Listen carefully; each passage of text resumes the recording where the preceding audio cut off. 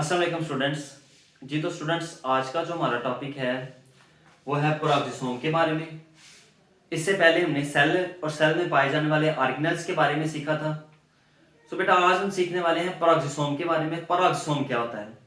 सो peroxisome जो है वो एक सिंगल मेम्ब्रेन बॉन्ड ऑर्गेनेल्स है।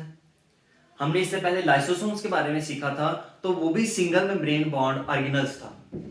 ये लाइसोसोम्स की तरह ही होता है, सिमिलर उसकी तरह ही इसकी स्ट्रक्चर होती है। फंक्शन डिफरेंट होते हैं लेकिन स्ट्रक्चर इसकी लाइसोसोम्स की तरह होती है। जैसे कि हम अगर देखें तो यहाँ पर ये इसकी राउंड सी स्ट्रक्चर है, इसी तरह लाइसोसोम्स की स्मॉल राउंड सी स्ट्रक्चर होती है, इसकी भी वैसी ही है। ठीक है, और ये हमारे पास इसके अंदर भी एंजाइम मौजूद होते हैं और लाइसोसोम्स के अंदर भी एंजाइम मौजूद होते हैं। अगर आपने लाइसोसोम वाला हमारा लेक्चर नहीं सुना तो वो भी जरूर सुन लीजिएगा। तो हमारे पास यहाँ पर पेरोक्सिसोम जो है ये एक यूकेरियोट्स के अंदर एक ऐसा एंजाइम पाया जाता है, एक ऐसा ऑर्गेनेल्स पाया जाता है यूकेरियोट्स के अंदर जो क्या करता है, डिफरेंट किस्म के फंक्शन परफॉर्म करता है। इसको पेरोक्सिसोम क्यों कहा जाता है? पेरोक्सिसोम इसलिए कहा जाता है क्योंकि इसमें कन्वर्जन होती है H2O2 की, हाइड्रोजन पेरोक्साइड की कन्वर्जन हो रही होती है। यानी कि हमारे हाइड्रोजन पेरोक्साइड एक हार्मफुल केमिकल है, तो इस हार्मफुल केमिकल की जी जो कन्वर्जन हो रही होती है उसको हम कहते हैं पेरोक्सिसोम। यानी कि conversion of hydrogen peroxide is called peroxisome. तो यहां पर हमारे पास पेरोक्सिसोम की हमें समझ आ गई कि क्यों इसको बोला जाता है। इसके जो स्ट्रक्चर है सिमिलर टू लाइसोसोम, और इसका similarity between lysosome and peroxisome देखा जाए तो पहली सिमिलैरिटी तो ये आ गई कि इसकी राउंड सी लाइसोसोम की तरह स्ट्रक्चर होती है, और दूसरी आपने ये सिमिलैरिटी देखनी है कि बोथ कंटेन एंजाइम। अब इनमें डिफरेंस की अगर हम बात करें तो डिफरेंस आपने लाइसोसोम में कहना है कि इसमें हाइड्रोलाइसिस एंजाइम होते हैं और पेरोक्सिसोम के अंदर ऑक्सीडेसिस एंजाइम होते हैं। यानी कि इनमें अगर आपने डिफरेंस की बात करनी है तो इनमें ये करनी है कि इसमें हाइड्रोलाइसिस होते हैं और इसमें ऑक्सीडेसिस एंजाइम होते हैं। ठीक है, हाइड्रोलाइसिस जो एंजाइम है आपको पता है कि लार्ज मॉलिक्यूल की ब्रेकडाउन करते हैं स्मॉल में। तो यहां पर जो ऑक्सीडेसिस है ये ऑक्सीजन बॉन्ड की पर हाइड्रोजन पेरोक्साइड की जो है ब्रेकडाउन करते हैं। ठीक है, हाइड्रोजन की ब्रेकडाउन करते हैं। तो यहां पर हमारे पास पेरोक्सिसोम जो है, तीसरा फंक्शन ये भी याद कर लीजिएगा जो डिफरेंस है इनमें। तो लाइसोसोम जो है वो किससे बन रहे होते हैं?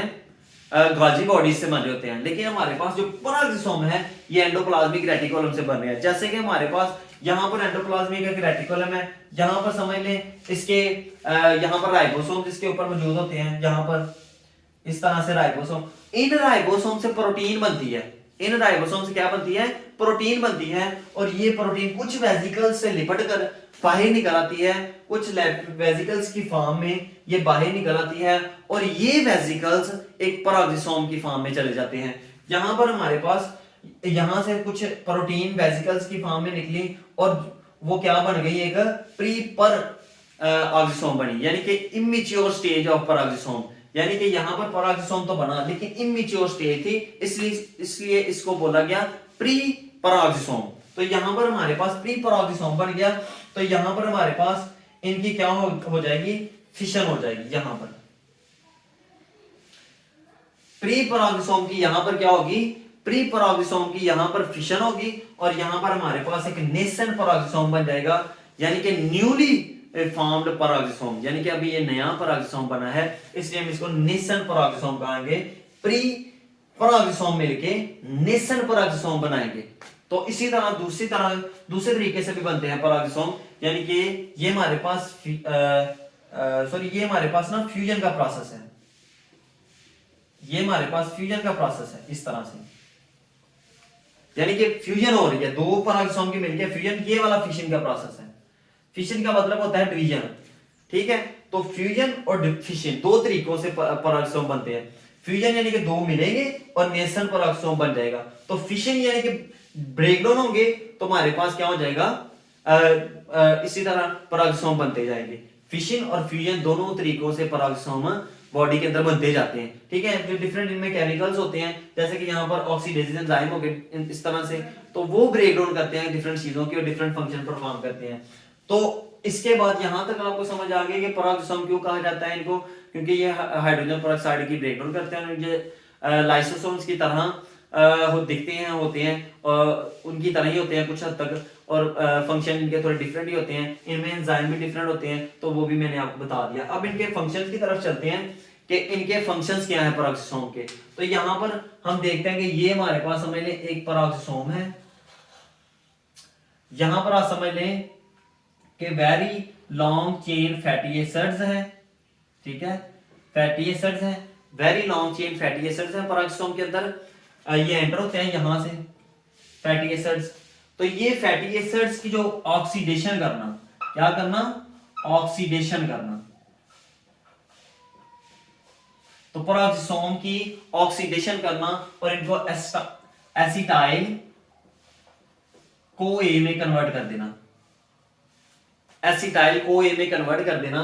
तो फैट्स मेटाबॉलिज्म पहला इसका फंक्शन जो है ये हम देख रहे हैं कि fatty acids, very long chain fatty acids होते हैं, उनकी क्या हो रही है, कन्वर्जन हो रही है, ब्रेकडाउन हो रही है।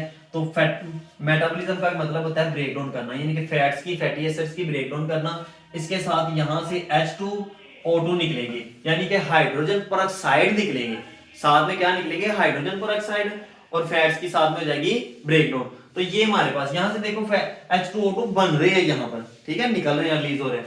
यहां से हम देखते हैं कि एसाइल को ए भी बनता है, एसाइल को ए।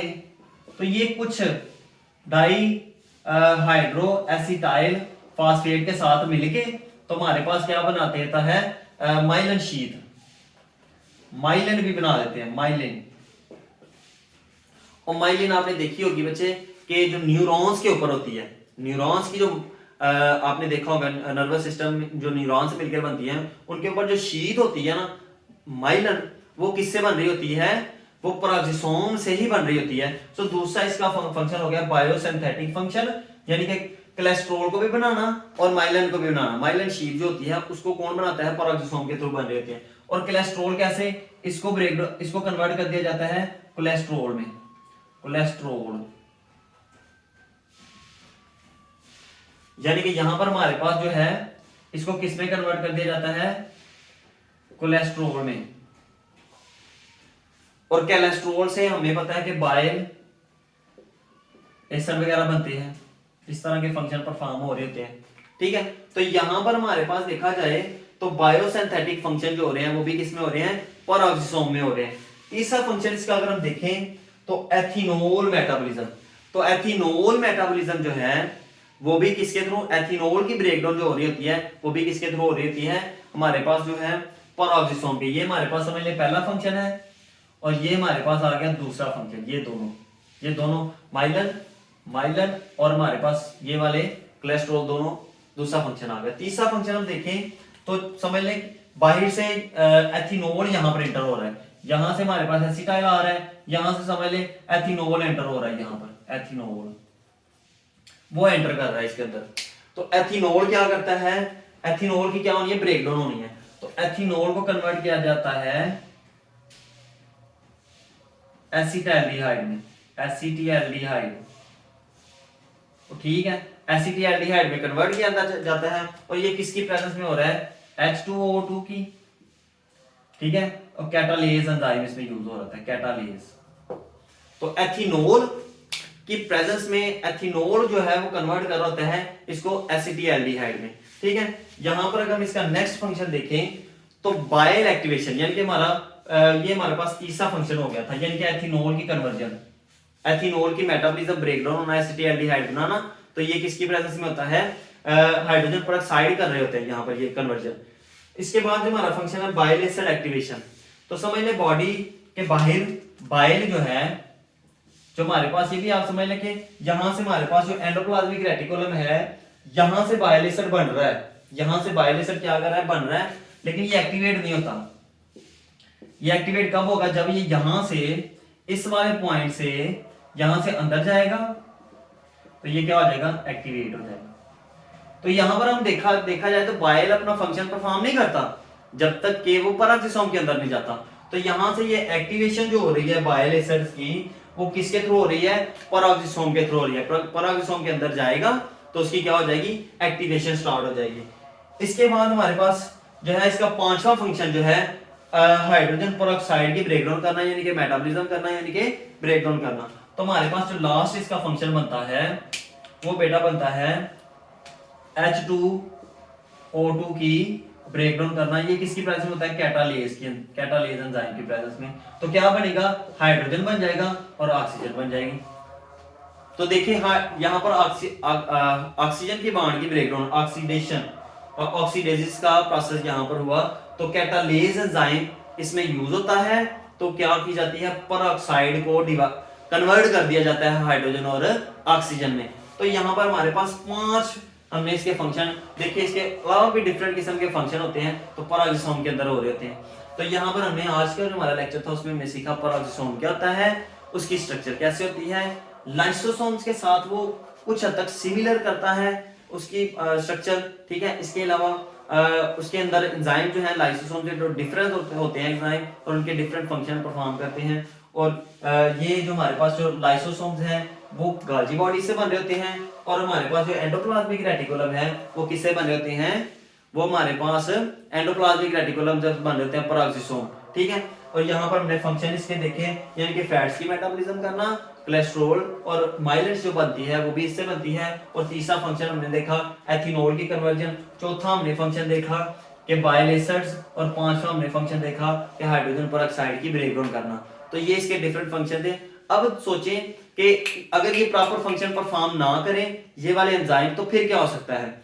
यहां पर समझ लें कि ये हमारे पास डिजीज मैंने लिखी है एडिनोल लिकोडिस्ट्रोफी। एडिनोल लिकोडिस्ट्रोफी ये एक तरह की डिजीज है जो किसकी वजह से होती है? अगर ये जो हमारे पास समझ लें ये एक एक्स लिंक्ड डिजीज है, एक्स लिंक्ड डिजीज। यहां पर क्या होता है कि समझ लें एबीसीडी एक एंजाइम है, जीन है। समझ लें लॉन्ग चेन फैटी एसिड्स जो हैं वो कंबाइन करते जाते हैं, मिलते जाते हैं, जुड़ते जाते हैं और इनकी ब्रेकडाउन नहीं होती। लॉन्ग चेन फैटी एसिड्स इकट्ठे होते जाएंगे और यहां पर एक सिचुएशन पैदा हो जाएगी डिमेंशिया की। डायमेंशिया आपने कहना है कि किस तरह की बीमारी है? ब्रेन की, ब्रेन फॉरगेटिंग यानी कि बंदा भूलता है चीजों के बारे में भूलने वाली जो बीमारी है उसको हम क्या कहेंगे? डायमेंशिया, ठीक है। तो यानी कि यहां पर जो बंदा है वो क्या करेगा? चीजों को सही से वो याद नहीं रख पाता। इस सिचुएशन को हम डिमेंशिया कहते हैं। तो ये एक्स लिंक्ड डिजीज है। तो ये यहाँ पर ठीक है ब्रेन में होने वाली जो ये मोस्टली जो है वो मेल के अंदर बीमारी होती है कि इंसान इसमें जो है वो चीजों को भूलता है, ठीक है। भूलने वाली जो बीमारी होती है, फैटी एसिड्स मिलते जाते हैं, इकट्ठे होते जाते हैं तो इंसान चीजों को सही से याद नहीं रख पाता। तो इस वजह से ये बीमारी हो जाती है। तो यहाँ पर हमने इसकी बीमारी और इसके फंक्शंस और इसकी स्ट्रक्चर के बारे में स्टडी किया। आई होप कि आपको ये लेक्चर समझ आया होगा। इसको आप रिवाइज भी सुन सकते हैं और अपने दोस्तों को भी शेयर करें, दूसरे स्टूडेंट्स को भी शेयर करें ताकि वो स्टडी से रिलेटेड मुफीद इंफॉर्मेशन को जान सकें। तो थैंक यू सो मच बेटा, अल्लाह हाफिज़।